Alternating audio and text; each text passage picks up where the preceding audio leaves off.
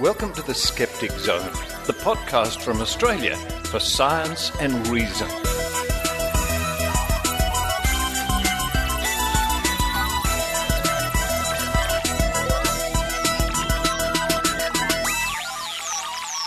Yes, it's the Skeptic Zone podcast, episode number 455 for the 9th of July, 2017. Richard Saunders here with you from Sydney, Australia. Fresh off the plane, very fresh off the plane, a matter of hours ago. I flew across the Pacific from San Francisco, got a lot of sleep on the flight. I'm delighted to say I had a window seat with no window. Yes, row 38. I booked a window seat. I thought I could look out the view, see the stars maybe. And when I got to my seat, it was a blank wall. Well, at least it meant I could sort of lean against the wall, stuff the pillow there, recline the seat a little bit, and actually I got about 6 hours sleep, so that's not too bad. But now I'm rushing to get the Skeptic Zone out before the jet lag takes over, because before long the eyelids are going to start to shut, I'm pretty sure.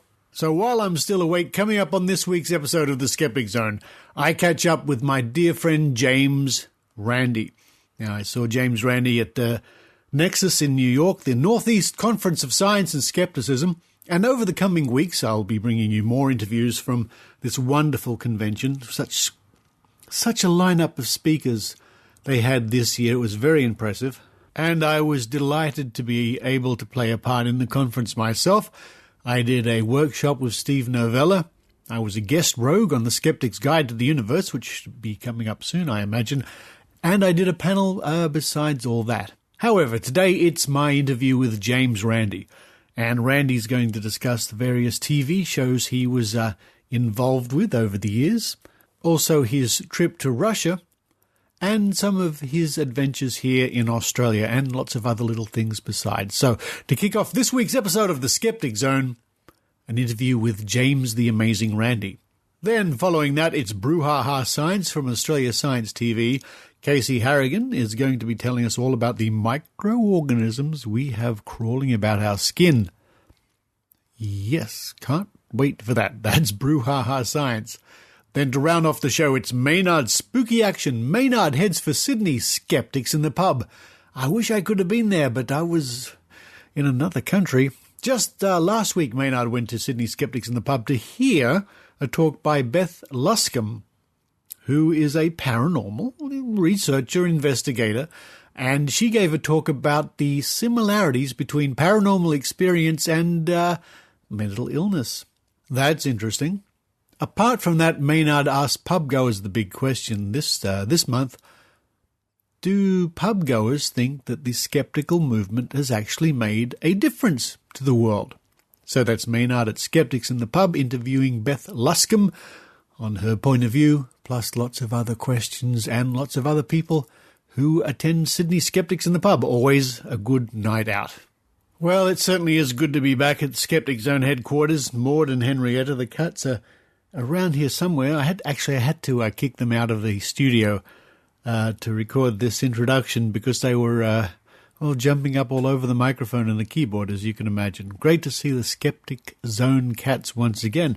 But now it's time for me to sit right here because I have with me lots of goodies from the United States. This is a little bottle of Tabasco brand jelly beans, for example.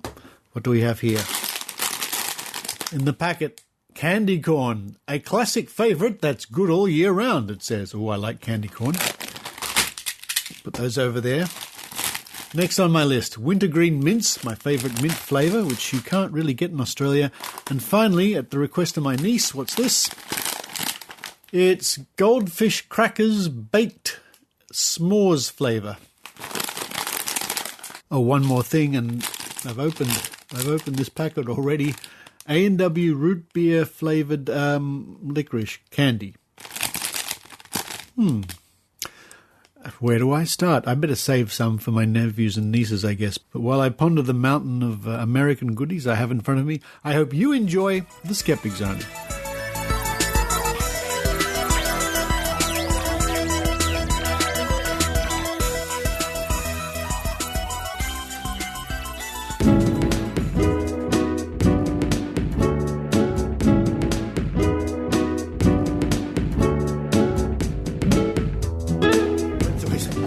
hear it back. It's quite...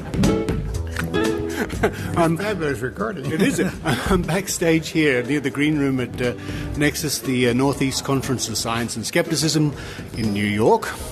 Wow. With none other than James the amazing Randy. Randy, it's great to see you. We haven't seen each other for a little while. Yes, it's been quite a while, and there have been changes in both of our lives, right? Now, I think the last time I saw you would have been the last amazing meeting in Las Vegas. I believe so, yes. Not last year, but the year before. Yes. But before then was our big tour of Australia, which I remember with enormous mixed feelings. Mixed feelings. But, affection, yeah. But it was very busy. Very busy. Yeah. It just zipped back and forth. Because Australia is a rather large place. It is. And as we discovered. Yes, we found out very easily, yes. Yeah. But it was a wonderful tour, though. I was pretty pooped at the end of it, but... Yes. Nonetheless, that's fine. I was younger then. You were. Yes. I noticed you were a bit younger back then. No, it was a tiring. Even for me, in my how old was I? In my late 40s, I was tired. I can't think of the name of the young Asian gentleman who helped us. Desh? Yes, indeed. Desh. Yeah, yes. Susie and Desh from Think Inc. were our hosts and getting us around the country. Yes. And we toured Sydney and Brisbane and Melbourne and Adelaide and Perth. Oh, yes, so, yes. But it was a marvellous experience. But what a connection you've had to Australia over many decades. Oh, yes, well, Dick Smith, of course. Of course, was one of my major friends there, and I would say that I owe a good deal to Dick because he made a lot of things easier for me and for Davey, my partner. Mm-hmm. He actually got us to go out to the dish at... the Parkes Observatory? No. Timbimbilla? Canberra? The big dish. The radio telescope? Yes. There's one at Parkes. That's Parkes. The famous one. Parkes, that's yes. it. Oh, Parkes. Yeah. And actually, we had control of the disc itself. Oh, yeah. This is the story I've not heard. Oh, really? Oh, well, that's very exciting. Dick just sort of sent the word ahead that we should be given free run of the dish. Yeah. And when we got there, they were very, very cooperative with us. And a bit of a funny story to tell you in just a second. But we actually walked on the dish and we photographed. We had a helicopter going overhead, also supplied by Dick Smith, yes, and photographed us up close and far away and such. And we turned out a bit of a film on that is quite interesting. But the most interesting part of the whole thing, I think, is that at the end of our adventure there, they lowered the dish so that and it has a step at the bottom of it. You can just hop off and go down a set of stairs, you see. And so they then announced that the dish was ready for the real astronomers and people who really use these things to use it, you see. And so I went to the central building underneath the telescope, huge dish. And they had a little auditorium there that seated about 100 people or so. Right. And they had an audience for me, and I gave a bit of a lecture there. And I looked out one of the side doors while I was doing the lecture, and I saw Davey out there, my partner, and he was looking distressed. And I thought, what the heck is wrong with him, you see? He was walking back and forth, looking quite distressed. Anyway, I finished my lecture and I said goodbye. And I got the applause I think I deserved. 2 or 3 people. Of course. And so I went out to see David and I said, what happened? What are you looking so distressed over? He said, we did something terrible. He said, a fellow came up to me, an Indian fellow, came up to me while I was outside with my telephone. And he said, you are causing all kinds of trouble here. And you're interfering with the dish. You're operating a cell phone. It is forbidden. Wow. Now, they had signs all over the place for about, 20 miles outside. saying that they had to have suppressors on every car engine, you see, that went in there, because the noise from the car ignition system and everything was overpowering the signal coming to the dish, because those signals are so minute. Yes. That's why you need a huge couple of 100 feet diameter dish to pick them up. You see. And that's where they picked up the actual lunar landing. Yes. The first lunar landing in history. That's right, channeled through Australia. Yes. It's a very famous story, but I had not heard that. Now, that would have been in the year 2000 or something like that? Something like that, yes. I can't keep track of these things. The first time I met you many years before briefly at a talk, but the first time we had a chat was in the year 2000 when you were visiting Sydney for the Skeptics convention there. And so I guess that would have been about the same time. About that. Yeah. So, but again, just harking back to the impact and the relationship you've had with Australia, but not to center on Australia. I guess there are many countries around the world that could say a similar thing about James Randi, that you've had an impact and a relationship. Makes a lot of noise on the telephone.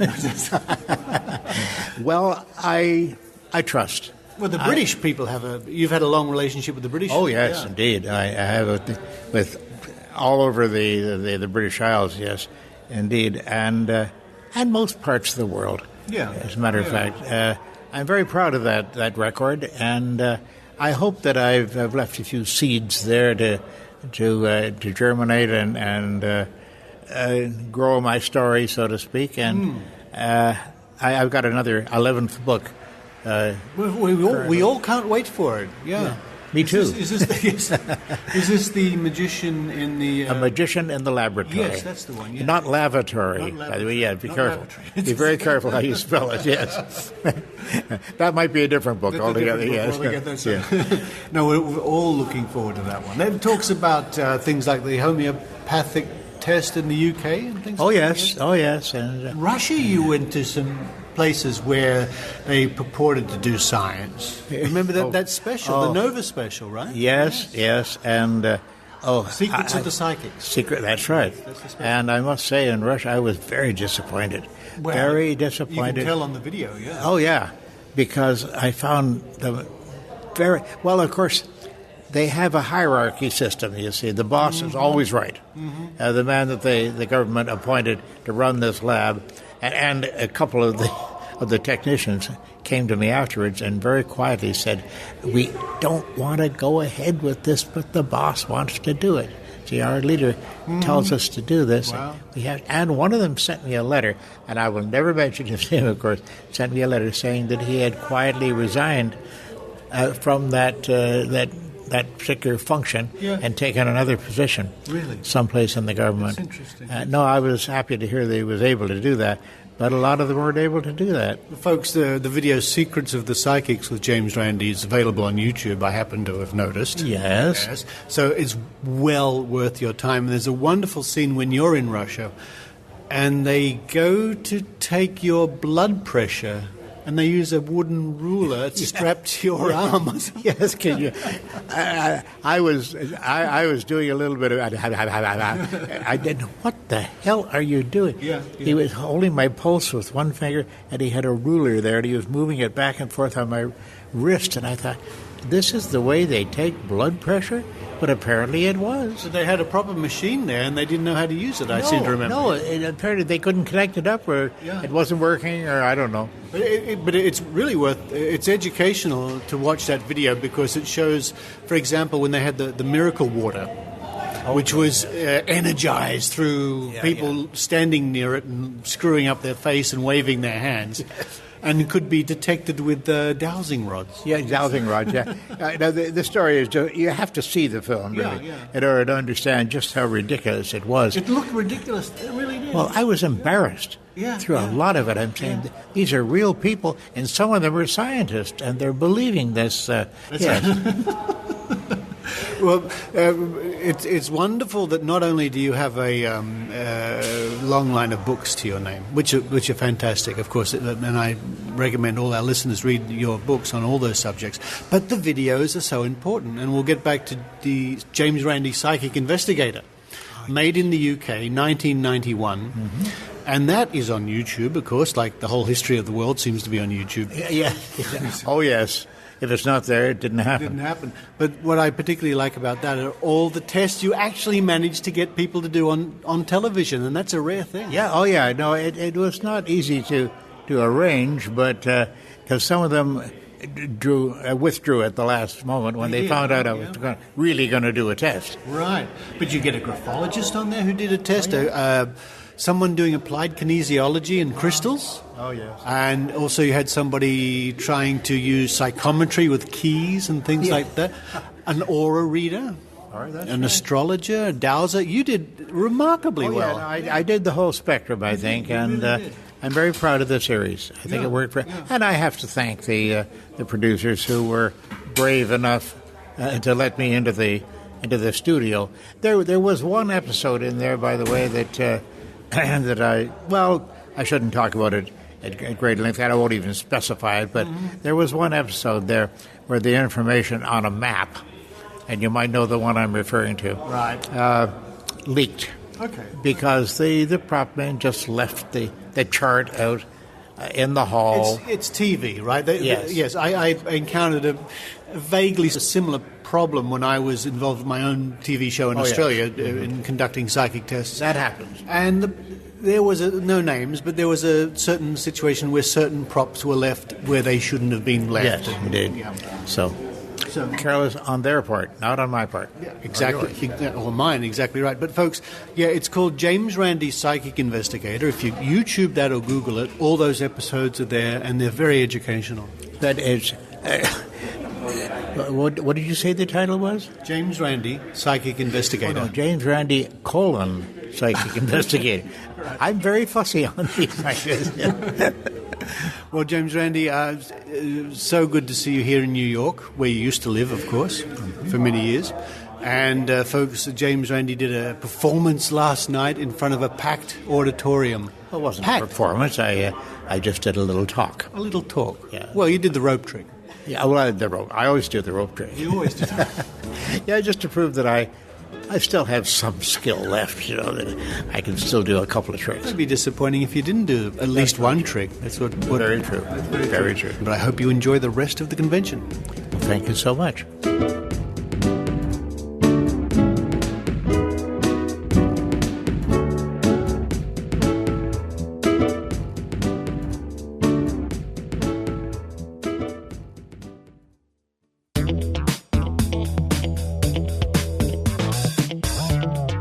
And now, direct from the cafe at Australia's Science Channel, it's Brew Ha Ha with Casey Harrigan. If you're younger than 12 or older than 60, you've got a couple of things in common. You're covered with microorganisms called Archaea, and science has been ignoring your skin. Everyone's skin is protected by a microbiome, a pretty friendly colony of little critters that, for those of us in the desperately trying to get good at adulting demographic, is dominated by bacteria. Because scientific studies on the body tend to describe healthy and middle-aged adults as experimental subjects, that's all we thought the microbiome was made up of. But a study from NASA about potential space exploration contaminants found that Archaea, single-celled organisms that love extreme environments, play a crucial role as well. It looks like when we hit puberty and become pimply oil factories, our Archaea populations die off. They're fonder of dry skin. Then as we age and our skin dries out again, our Archaea return and are pretty helpful when it comes to keeping our skin clean. It just goes to show that whether it's skin, medicine or psychology, we need science to embrace all types of human bodies. It's the only way we'll actually find out how we really tick. For more Brew Ha Ha and Australian science, head for www.australiascience.tv. The wait is over. Tickets are now available for Skepticon, the 2017 Australian Skeptics National Convention. The skeptical highlight of the year. Our 33rd convention is being organised by Think Inc. and will be held on November the 18th and 19th, 2017 at the City Recital Hall, Angel Place, Sydney. This promises to be a great event with speakers including science media star Dr. Carl Prusliski, of course, astronomer Alan Duffy, YouTube super debunker Captain Disillusion, comedian and MC Lawrence Leung, former naturopath and now critic of Alt Med Britt Hermes, doctor and TV personality Dr. Brad Mackay, award-winning documentary maker Sonia Pemberton, Walkley Award-winning journalist Kathy Marks, and Dr. Cum magician Dr. Viram Sharma. More great speakers will be announced soon, as well as news of the convention dinner on the night of Saturday the 18th of November. Single day and full weekend tickets are available. skepticonaustralia.org.au. Here's Maynard's spooky action at a distance. Oh, look, we're here at Skeptics at the pub, the Skeptic Zone, out and about once again. We've just got here. I'm going to be asking people, what is skepticism doing in the world, and are we making the world a better place? But that's coming up later. My name's Maynard, but tonight we've got someone who I rushed here to see because it's time we heard from someone who gets out there and does the business. Who have we got, and what are you going to be talking about tonight? And what is your business? My business is paranormal investigating. My name is Beth Luscombe, and I run the company Access Paranormal. Now, did I bump into you at the Kishula? Was that the last place we bumped into each other? You do get around Mr. Maynard's, but no, it was actually Paracon Australia last year. Oh, that's right. Yes. Okay. And it was, the exact same talk I'm giving today. Wow. How do you feel when you watch these ghost hunting shows and everyone's just getting a bit too dramatic and everyone's like going, woo, and it does the paranormal investigation field a disservice, don't you think? It's a two-way street. I think it's a disservice with the fact that it makes it look extremely unrealistic, but I can imagine there are people that will look at this and think everything's unrealistic. But at the end of the day, it actually highlights a bit of an interest in the fact that it shows that there is a way that other people can involve themselves in learning a little bit more or discovering more or wanting to find out and ask their own questions about what happens when we pass away. Now, there's a great saying within the paranormal that whenever you look into a phenomenon, the phenomenon looks back at you. Do you feel that sometimes? Not really. I've been watching too many ghost shows. Well, that's completely fine. As I said, these shows are really they're good. As I said, they raise awareness, and that's the reason why I originally had started myself, but I have become a lot more down to earth and logistical and common sense about investigating itself and the skills that are needed and things that are rationally explained as well. Well, what's the usual anomaly you go looking for that piques your interest to think you might investigate a bit further? For me, it could be an array of different things, but usually it's from a visual perspective and something that is actually heard as well. I think visual and audible can be quite interesting from that perspective. Definitely more from an audible perspective. I think then again, we are susceptible to the fact that we might actually perceive something as pareidolia, as we know. Audio pareidolia, exactly, yes. As well, so we have to keep that in mind. But I do find that is really interesting. Obviously, if it's backed up with some visual evidence as well, can also help. Well, I say evidence, I use that term loosely, but visual footage is interesting too. So, what's the most compelling case you've come across? I haven't found one yet. Oh, okay. Is there one that's even close, or one that you went and it's probably more an experience I had than an actual case itself, I would say. Oh. Do you find it unusual when people approach you and they're pretty certain what they saw and what it was, when that's pretty much almost impossible to figure out? If it was an apparition of some sort, there's many ways that could have been caused spatially, yet they know it's an image of the devil or something like that, and it's like, well, that's only one explanation. Yeah, very true. At that point, you actually are looking at dealing and trying to confront people about their beliefs. It's a lot about people's beliefs about the afterlife. So it's a battle you'll never win in that regard. So having respect for that and just knowing that and knowing when to move and when to know that your game is up when you're trying to talk to somebody about something like that. Look, something I like speaking to people who are into the afterlife and skeptics as well is the concept of if you could reliably communicate with people that were dead on a regular basis, that would so fundamentally change our society that our society would be unrecognisable.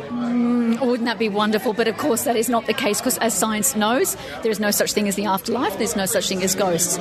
So until there's such time, that would be really handy. I'd be asking for a lot of numbers. Well, look, at first I thought, okay, it'd be good to know that, but then again I thought, because then you'd have people from the past always telling you what to do, so it could mock a progress in some ways. It's so true, and often people would sit there and say, I saw an apparition of a lady in a white dress and she looked Victorian, or I saw somebody who was in a Civil War a sort of apparition in sort of uniform, and no one actually says, well, I saw somebody in tracky dacks and a hoodie. Yeah, it never happens, and there's probably a few of them around. Well, exactly. Well, I mean, if we all pass away and we might linger around due to unresolved issues, then why am I not seeing Hoodie Man and I'm seeing, Victorian lady? So, where can we catch what you do online and have a look at what you've been doing there? You can find all about it on accessparanormal.com. And what do you think the Skeptics are going to be like as an audience? I mean, we do get a reputation as a bit of a neckbeard come-down people sometimes, they're really harsh and mellow. Do something each day that scares you, and when it comes to the paranormal, it's often the dead, but today it's about the living.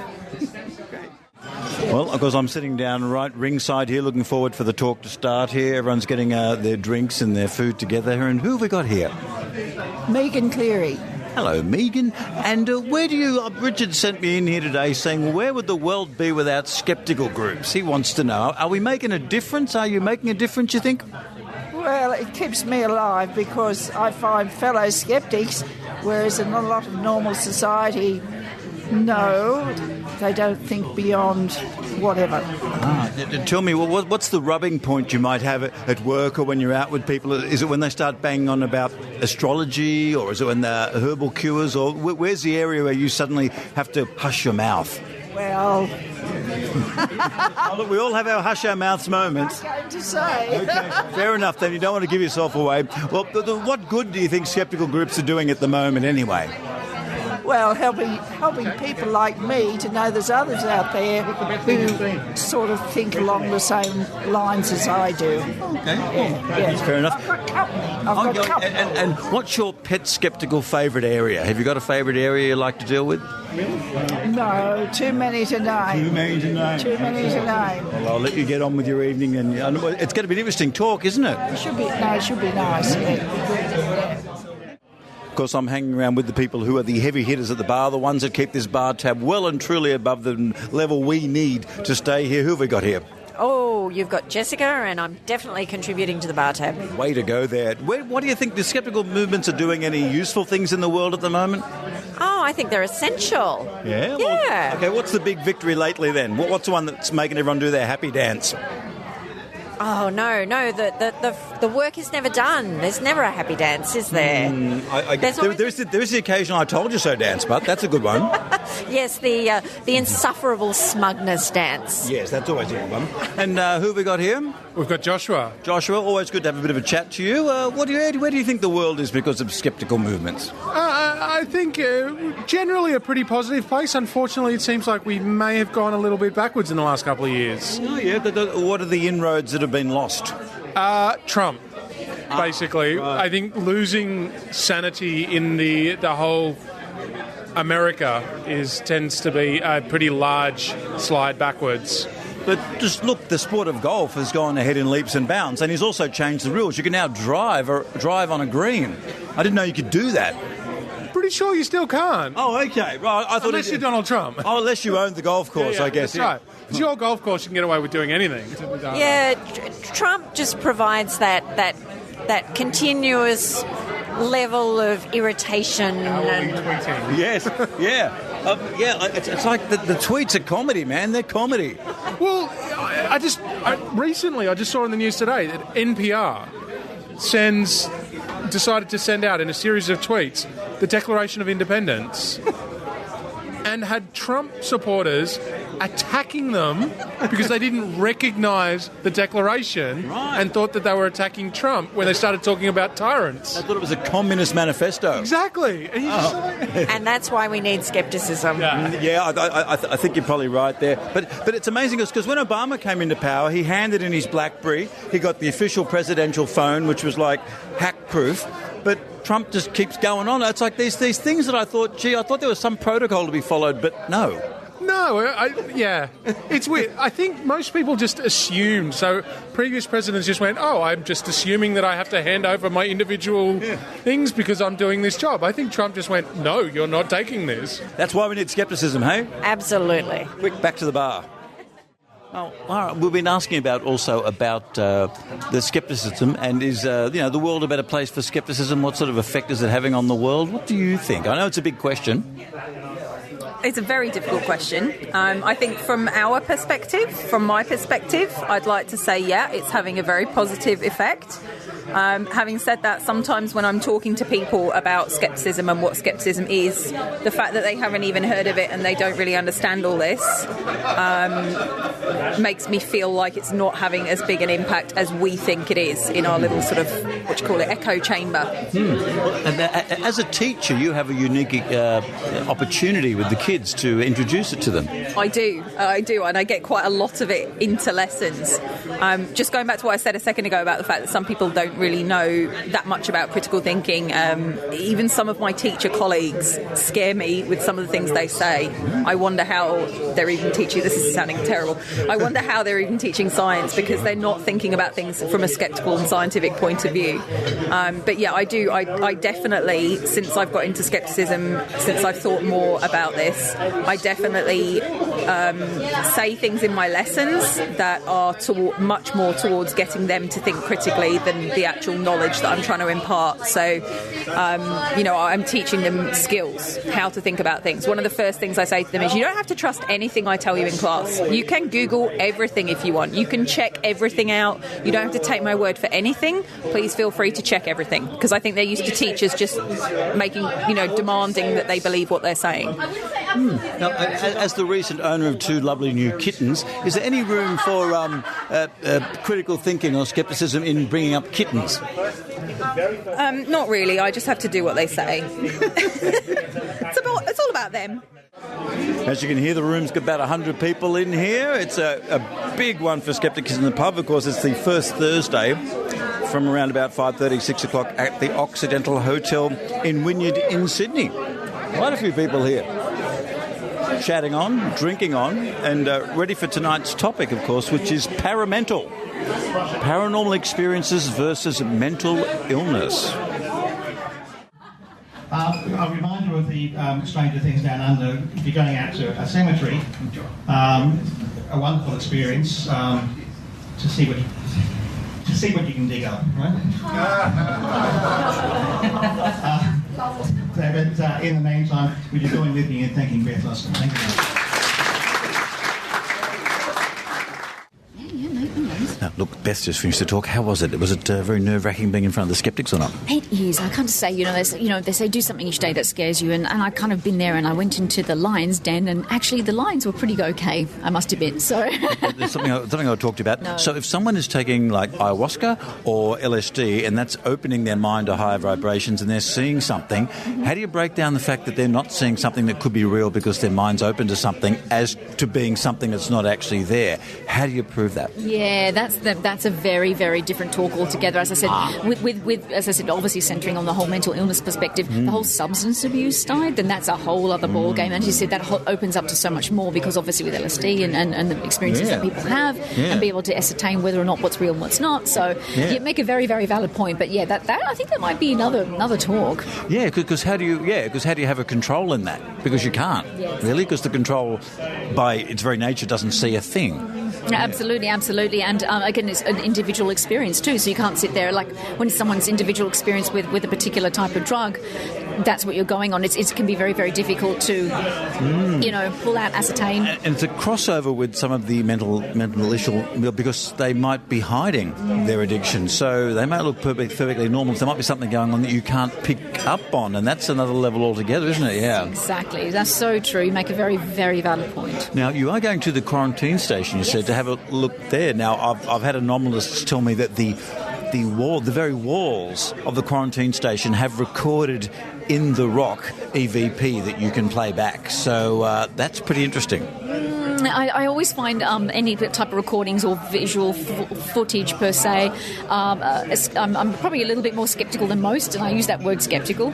I do find that the quarantine station is a very interesting location, because there's lots of different buildings, but I think stuff like that, when people say, footage and stuff, I'm like, Is it supposed to be haunted because a lot of people died there, or is it just because it's very spooky? It's meant to be haunted because a lot of death there. So a lot of people death, but with the way in which they died. So a lot of places will gain notoriety because it's got tragedy associated to the death. So if someone just died from natural causes, then people won't be as more drawn to actually going to that particular place to investigate. But if they die in tragic terms, that means the chances of the possible activity actually being something there to investigate will be high because whatever angst might be left behind. Well, wouldn't that mean that you wouldn't be able to get anywhere near a hospital because of the amount of ghosts near a regular hospital? Well, see, there's regular hospitals, and then there's the ones that did lobotomies, and there's the ones that looked at TB, and there's the ones that, so they're the sort of older style ones. Recent hospitals, probably not as much, but then again, there are people that explain about having possible paranormal experiences in normal hospitals anyway while they're visiting family and friends. Look, Beth, as a bit of a paranormal investigator, is there one half-decent show you would recommend that is a paranormal investigation show that's worth a bit of a look on a sort of balance level?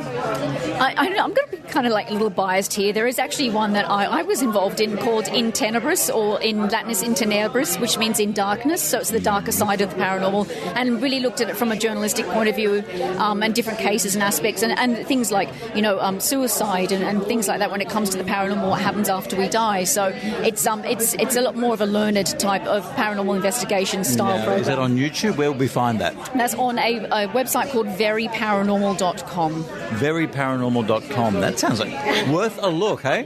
Yes. Look, and thank you for braving the Skeptics here tonight. There was one or two neckbeards, but I think you did well. Oh, wonderful. I saw a lot of eye rolls, but that was all good. I'm glad I got a few because then I wouldn't have done my job.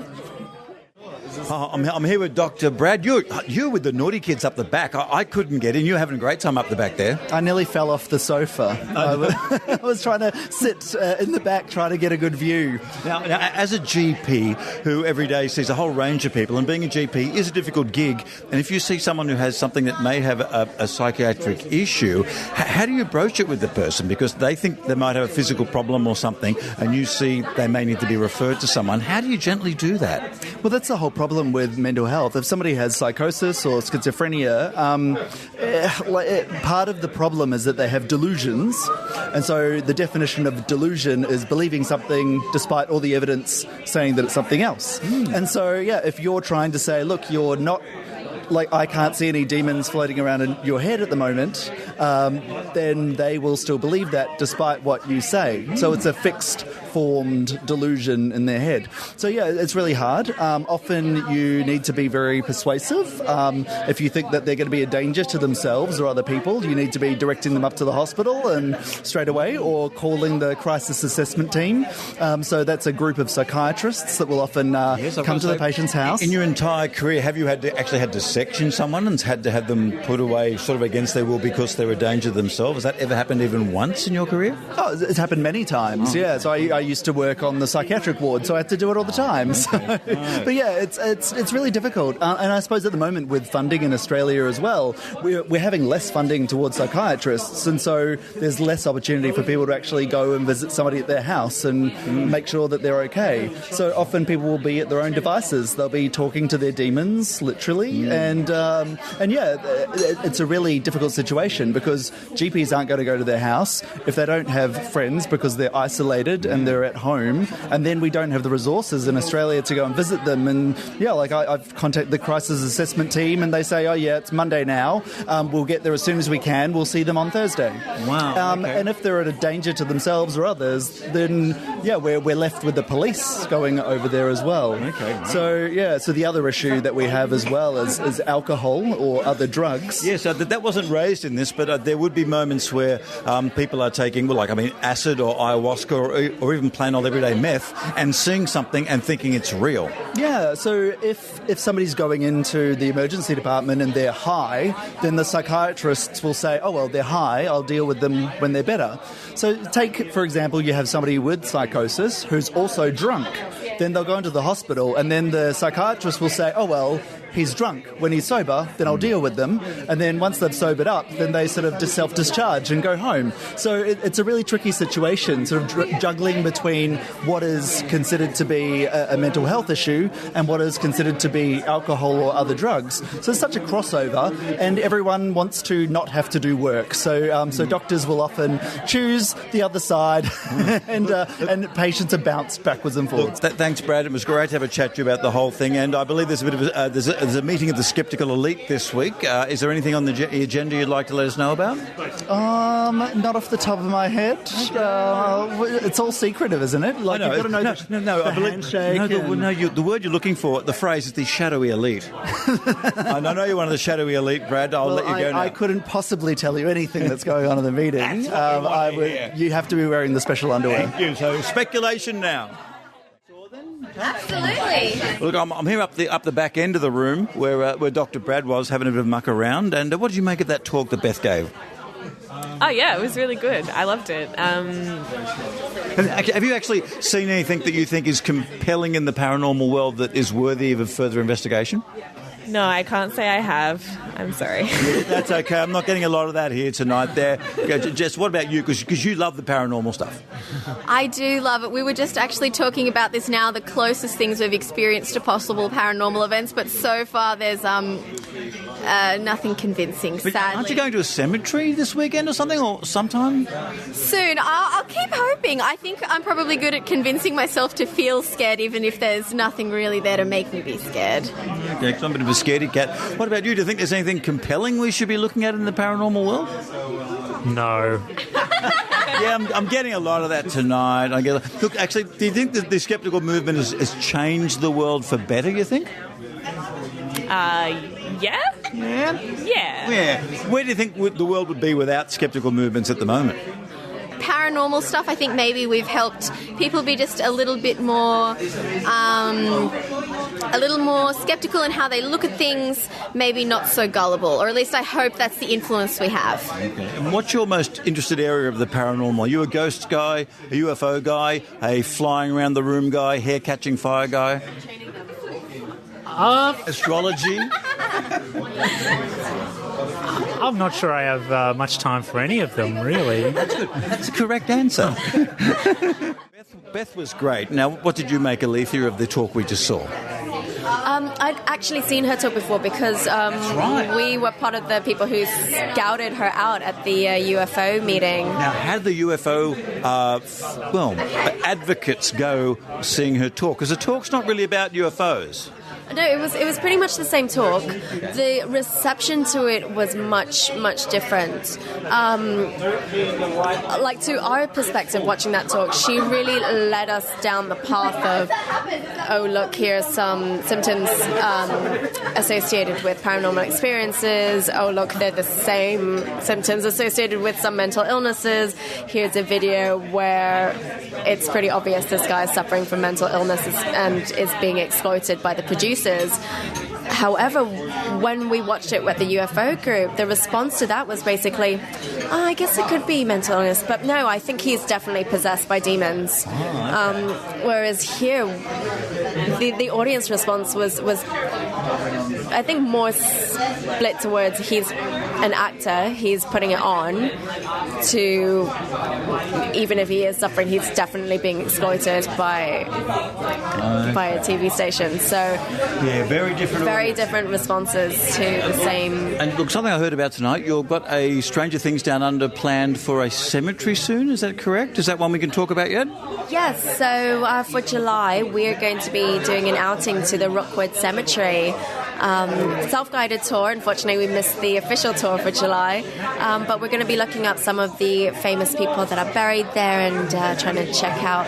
Now, that's a real hang for goth people to get their photo taken at night, isn't it? I've heard. It's a goth hang. Take your Susie and the Banshee CDs with you. And it's not the first cemetery tour we've done. And at one cemetery tour, saw the remnants of some ritual that involved an ox heart, which was a bit yucky, seeing it the next day covered in flies. And I don't know. Stranger Things Down Under on Facebook. On Facebook, please check it out. Please sign up to the event if you want to come. Well, that's it for Skeptics in the Pub for July. Don't forget, it's the first Thursday in August. Get along here for it. It'll be an interesting talk. There'll be about 100 skeptics you can just butt up against and do the skeptical thing. Do that skeptical thing, man. Maynard, over and out. I'm going to the bar.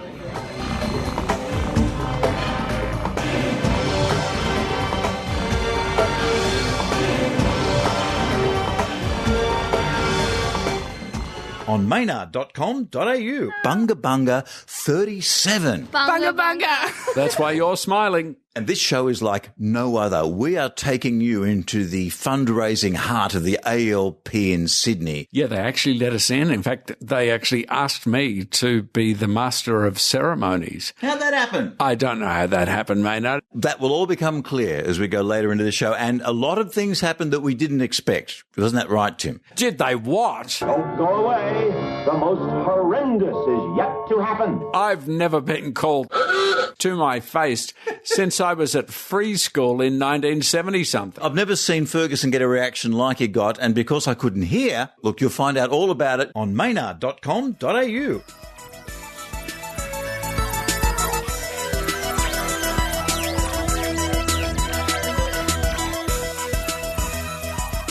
Thank you for listening to the Skeptic Zone. It's good to be back. And thank you very much to all those people around the world who chip into the Skeptic Zone via micropayments and PayPal or via Patreon, all at skepticzone.tv. And a big thank you to Penny in Western Australia, who recently gave the Skeptic Zone a very generous donation.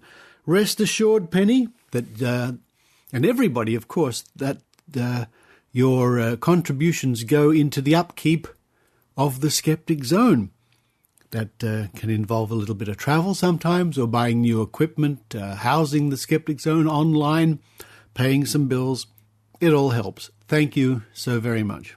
And as I've said many times, without the help of people like you, there would be no Skeptic Zone.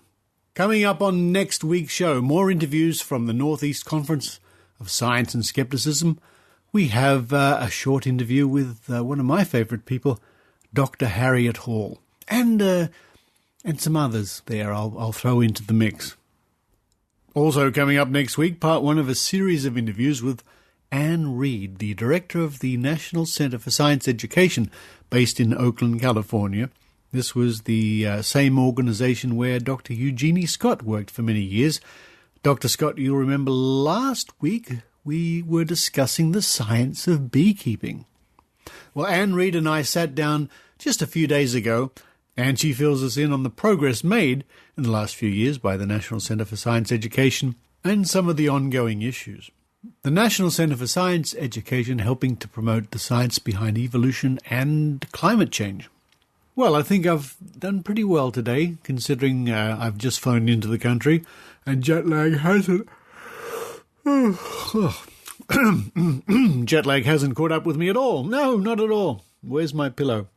So, until next week, where I'm sure I'll be snapped back into this time zone, this is Richard Saunders signing off from Sydney, Australia.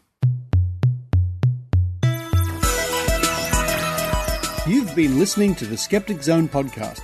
Visit our website at www.skepticzone.tv for contacts, an archive of all episodes since 2008, and our online store. Please support the Skeptic Zone by following us on Twitter at Skeptic Zone, liking us on Facebook, and leaving a review on iTunes. You can also show your support by subscribing via PayPal for as little as 99 cents a week. The Skeptic Zone is an independent production.